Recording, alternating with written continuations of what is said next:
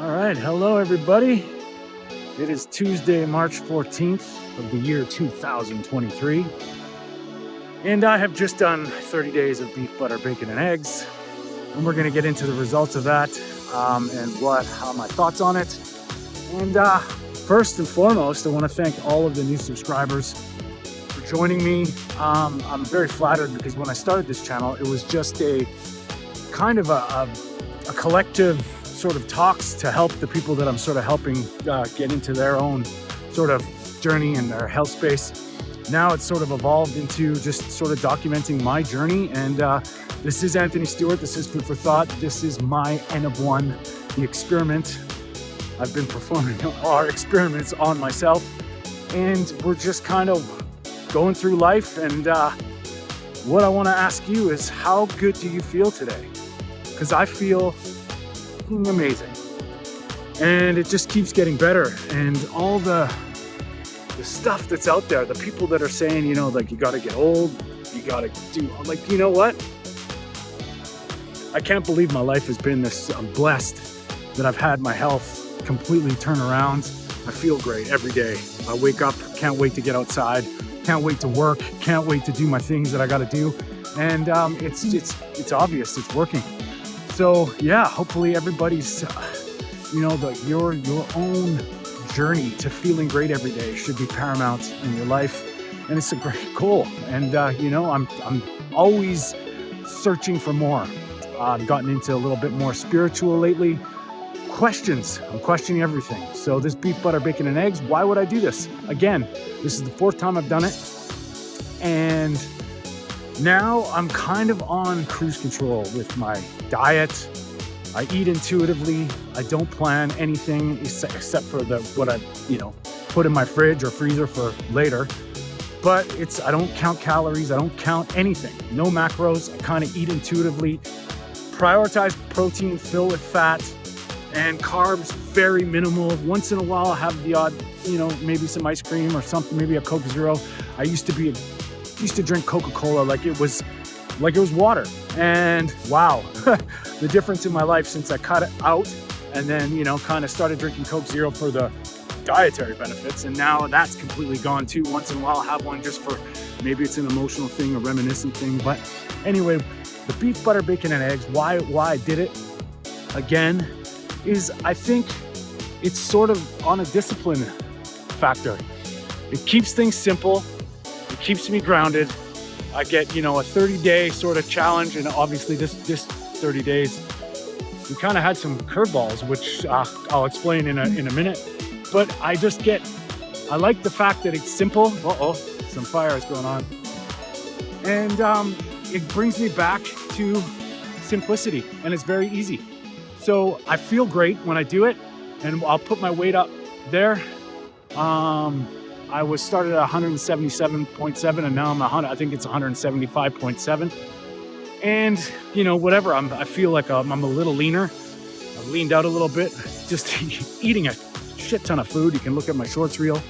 And, you know, the two things I learned this time, you have to know what's in your food. I mean, bacon is, you know, I appreciate all the comments, but bacon is one of those things that, you know, I read the ingredients and I can kind of tell. I'm not really too concerned, to be honest with you, in my opinion, the nitrates. I'm more concerned about the sugar content. Most of the bacon I eat or consume is in the form of like pork belly or, you know, that sort of realm. But once in a while, I do enjoy a little bit of bacon. And just to let you know, that time that I had the last video was, I didn't read the ingredients. It was at the butcher shop. It was double smoked. There was a lot of sugar in it. And, you know, whatever reason, that triggered something. And, you know, I had the sugar craving. I dealt with it. So I learned something. That was great. That was a win. Actually, not a loss. I'm not beating myself up over it because I'm pretty good, consistent with my approach to my diet about 95% of the time. So that 5%, yeah, it's in. So we had another issue, and I'm pretty much always on point with what I'm consuming. I stick to what I know. I stick to sort of just the routine. I mean, I get my coffee. Yes, I drink coffee. That's a debate. I sometimes drink a lot of coffee, but I generally get it like, you know, as good quality as I can, ethically sourced, blah, blah, blah, whatever you want to talk about. That's what I do. And generally I feel pretty good. I've not had coffee for a couple days. I don't feel caffeine withdrawals, which is probably just me, nuanced, right? But one day at work, this happened. I was working like a long day at a place that had a cafeteria, and they welcomed us to eat, consume whatever we wanted, like, food and drinks and stuff. So I went to town on the coffee all day. I had a coffee with me all day. That night, interesting enough, I don't know if it was the quality of the coffee, but it was something that happened. I was thinking about something, and all of a sudden it was like, it wasn't really anxiety, it wasn't really panic, but I couldn't let go of this sort of stressful thought, and it just started snowballing and going crazy. And I was blown away again. And maybe it's because I've developed a talent to step outside myself and understand why this is happening. But there was some kind of X factor, and I think it was the coffee, whether it be poor quality cafeteria coffee and whatever, or too much caffeine, or being exerted and depleted in B vitamins. There's a few arguments there, but what the difference was, when I got out of what I was used to, my brain started working differently, and I think that's the point. So, let me know if you've ever had a coffee problem, or you get withdrawals, or if you switch brands of coffee, that might be a thing too. So it's something to explore. If you're down, maybe I'll do it in the future. But this beef, butter, bacon, and eggs really sets me up to understanding myself. And it's not the fact that it is beef, butter, bacon, and eggs. It's the fact that I'm very structured. I eat intuitively, and I know kind of my body gets into this rhythm. And when it gets disrupted by something, I can now look at that something and figure out or try and guess what it is. So that's the N of 1. That's the experiment on myself. So my weight, which I was questioning this time, not counting macros, not counting fat, and I ate a lot of food. It pretty much stayed the same. If anything, I got a little leaner. There was times when I was down to 173. I was up at 181 at one point. I think the body's got a little bit of flexibility there, and obviously water retention and a lot of factors come into play. But this is just showing you, and I want to thank you for joining me and following along, that you don't have to do what they say. And that's what we're doing here. We're questioning everything they've ever said.